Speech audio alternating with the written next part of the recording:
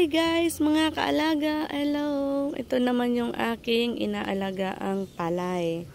Pasensya ka na yo guys kung madami akong content. Pero mga kaalaga, talagang alaga. Kasi madami po akong inaalagaan.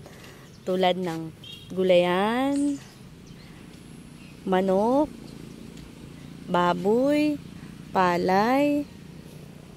Yun po talaga ang aking hobby dito sa bahay. Yan. Yan. Ito mag-1 month na to. Ito yung palay namin ngayon. Yan.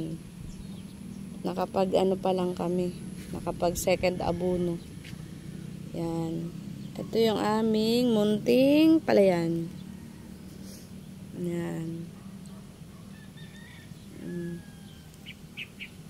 Yan lang yung aking pinagkakalibangan dito. Minsan naglilinis ng ganyan, ng pilapil. Kasi nga ho, may anak po ako. Hindi naman po ako pwede magtrabaho sa mga pasahudan. Kasi nga may batang maliit.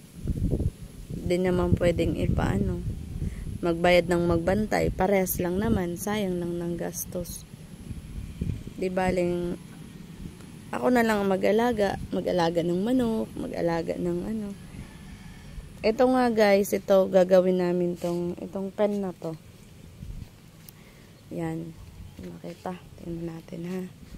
Wait lang. Yan. Yung pen na may net na yan, gagawin namin kulungan ng pabo namin.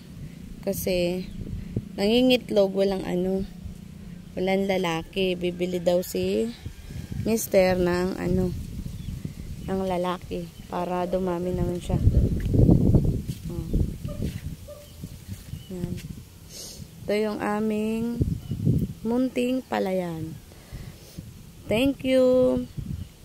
Thank you mga kaalaga. Please subscribe my channel.